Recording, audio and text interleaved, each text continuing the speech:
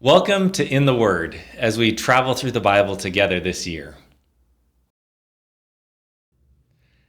And God blessed Noah and his sons, and said to them, "Be fruitful and multiply and fill the earth."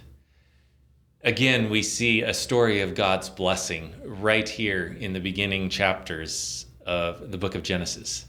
God blesses Noah, blesses his sons, blesses their families, and that blessing is an enlargement of their families, an increasing of relationship and connection, calling together.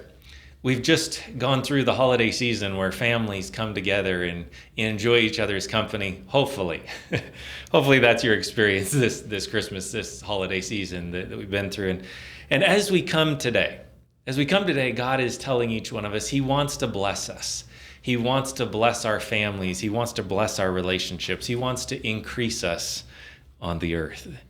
It comes down at the end of chapter 9, and it says, "He also said, 'Blessed by the Lord God be my son Shem.'" And so we see all the way through here, God desiring to bless his people. And then the story takes a turn. We see as the families enlarge, as they grow, that things start to take a turn and mankind starts to leave God again and run away. And yet God still is seeking after them, seeking to call them, seeking to keep them from destroying themselves.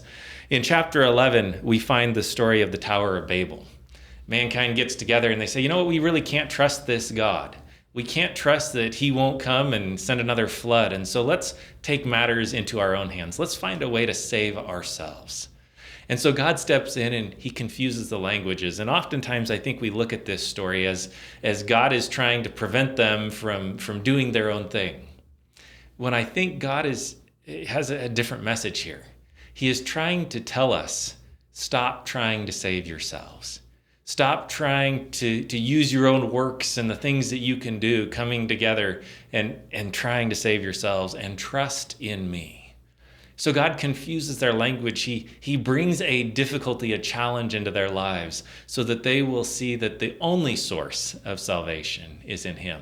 That they will stop trying to work their way to heaven, literally in this story. And that they will trust in the relationship that he wants to have with them for their salvation. I hope that's your experience today. That you can trust in the grace of God and in his blessing for your salvation.